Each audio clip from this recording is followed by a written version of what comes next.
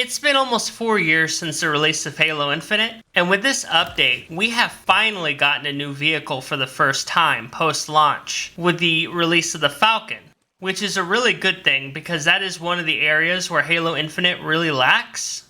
We also, of course, got the new Vestige Carbine, which is essentially the OG Carbine from the classic Halos, but instead of using the classic weapon model and animations, they reused the shock rifle model and animations instead. I'm not complaining about it though, because I actually like the new weapon since it helps diversify the weapon sandbox with its unique rate of fire when compared with the DMR, Stalker, or any other precision weapon. This update, with its new additions, did get me thinking about what else 343 should add, because there are still elements in Halo Infinite that are still kind of lacking when compared with previous Halo games. And as a live service game, they do need to keep spicing up the gameplay to keep their core audience engaged and interested with the live service, or else no one's going to be buying microtransactions from the shop. And you can't have that if you want to have a profitable live service game that is continuously making you money. So they need to keep the core audience happy. With that said, let's talk about the first thing that they need to add, which is more vehicles and weapons.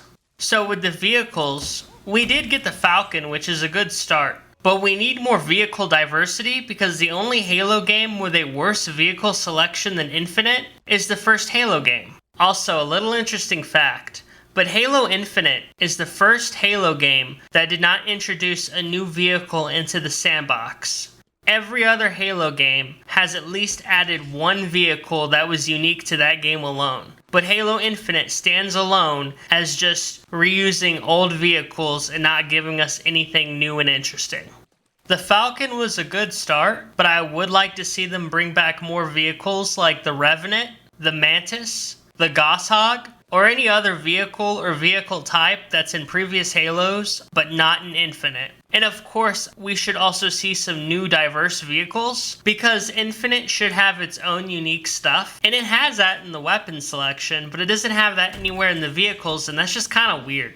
Alright, that's enough about the vehicles, because we do need some new ones and some returning ones. Let's talk about the weapons, because we've been getting new weapons like the new Carbine for instance, but more weapons is never a bad thing. Especially if they could bring back classic weapons like the Saw, Sticky Detonator, Plasma Rifle, Beam Rifle, Brute Shot, Spiker, and Shotgun. I don't even care if they use weapon models and animations like with the new Carbine or Avenger. As long as the said weapons fill unique roles in the sandbox, I'm fine. A good example of this is if we could get a Bulldog reskin that functions like the OG shotgun. I would be happy to see it because Infection really suffers from the current Bulldog right now, making surviving the infected too easy in my opinion. With that said, I would love to see something more like the Mutilator, where it's just a unique weapon and it's completely unique to Halo Infinite. I'm cool with that. Or I would love to see something like the Vestige Carbine or the Avenger. I think those are good additions to the sandbox too. But I would like to see less of the Fuel Rod Spanker, because I do feel like that weapon is just a worse version of the Spanker. And the worst part of that weapon specifically is it doesn't even act like the original Fuel Rod, where it would used to bounce off the floor and you could use that to aim at someone and get a good shot in. So it's just this disgusting abomination of a weapon that's only real use, in my opinion, is to kill phantoms in firefight. Now, the vehicles and weapons are the biggest things that 343 needs to focus on, and of course they've added a new vehicle finally, and they've been adding new weapons, which has been really good, especially the drought we had after Season 3 until they added, I believe was the Avenger, which took them a couple of years.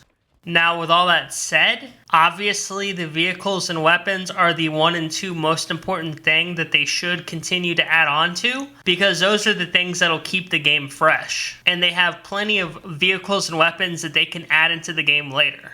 But the next thing that 343 really needs to work on when it comes to their live service for Halo Infinite is the actual live service itself, because I do think that aspect of the video game is really subpar. The first thing they could do to improve the live service is to go back to the 3-month seasons instead of the 1-month operations.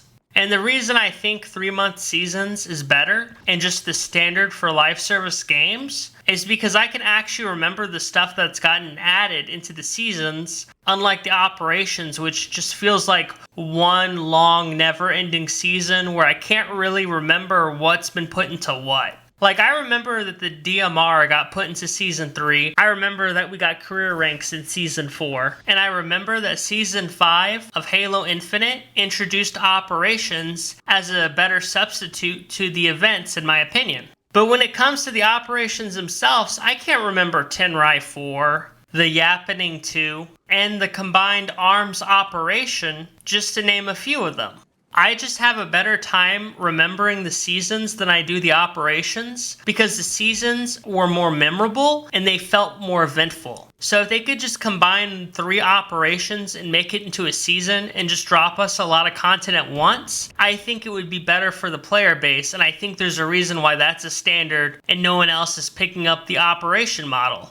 What I would really like for 343 to do is to go back to the way things were during Season 5 and continue doing that, because that is the only time in Halo Infinite where I thought that live service was actually pretty decent and not terrible. Before that, I thought it was terrible, and afterwards, I think it's terrible.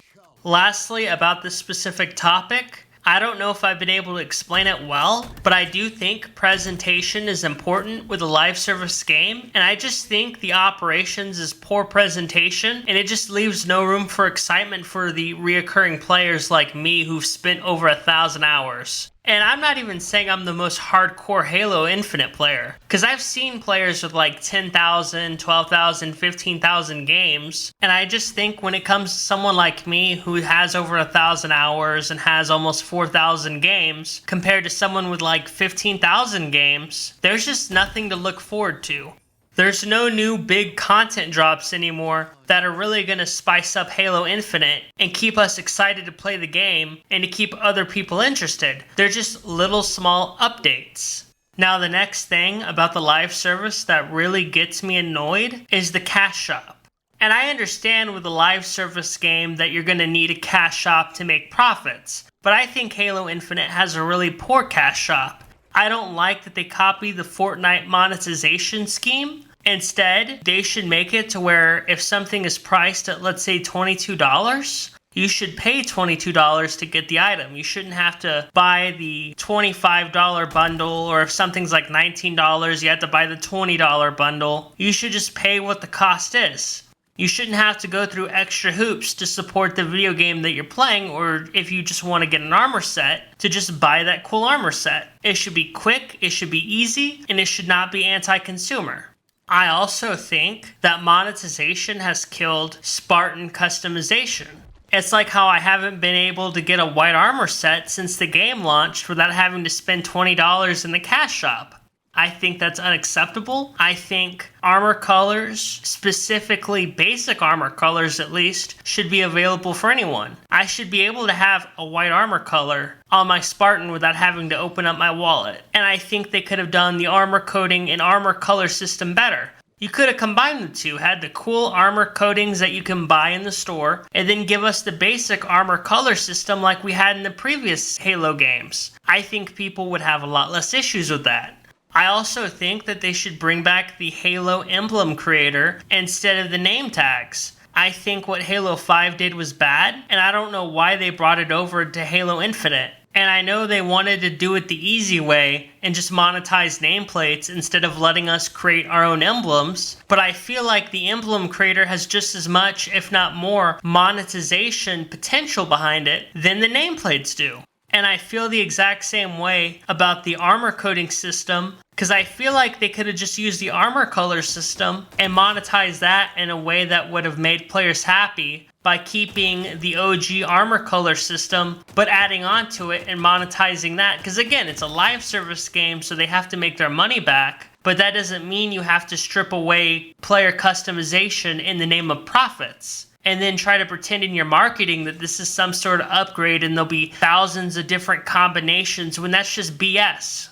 In my viewpoint, these are the biggest things that are holding Halo Infinite back at the moment. But of course, I am a biased person. I have my own thoughts and opinions. and you, the viewer, probably have your own thoughts and opinions. So, what do you think would make Halo Infinite better? And if you don't think Halo Infinite can be better, then what should 343 try to do in the next Halo game to avoid the disaster that was the launch of Halo Infinite? Let me know what you think in the comments. Make sure to like and subscribe. Thanks for watching the video, and... I'm sorry, sir. It's time for you to leave.